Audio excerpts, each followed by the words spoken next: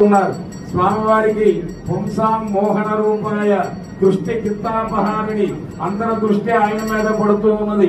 అందుకని ఆయనకి నరకోశ తగలకూడదు. అందుకే మంగళ నీరాజనాన్ని అందిస్తూ ఉన్నారు. ఆనాడు పెరియాల వారంటే ఏమీ తెలియని వారే, కానీ ఆయనకి భగవంతుడు పాదాలు తప్ప ఇంకేమీ తెలియదు. ఏ వేదాలు ఏ శాస్త్రాలు చదువుకోవాలి. అందుకనే చిక్కడు క్రతువుల వ్రతముల శౌచ శీల దాన తపముల యుక్తికి చిక్కడు, భక్తికే చెప్పుతాడు పరమాత్మ. అటువంటి పెరియాల వారిని గోవిందా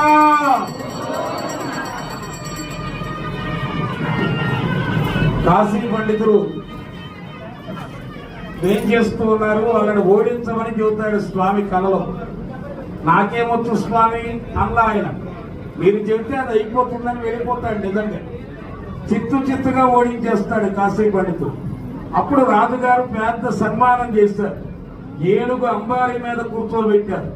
ఆయన ఆ ఉత్సవాన్ని చూడటానికి ఉభయదేవేరులతో స్వామివారు అలా దర్శనమిస్తే, అయ్యా మా కళ్ళు సామాన్యమైనవి కాదు, పల్లాండు పల్లాండు పల్లాయరుత్తాండు పలకోడి నూరాయిరం మల్లాండ తిండోలు మణివన్న ఉన్ సేవిడి సెవి తిరుక్క. అందుకని ఆ దైవ బలాన్ని మనం కోరుకోవాలి.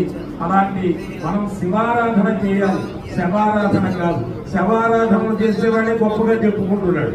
శివారాధన చేస్తున్నాం మనం.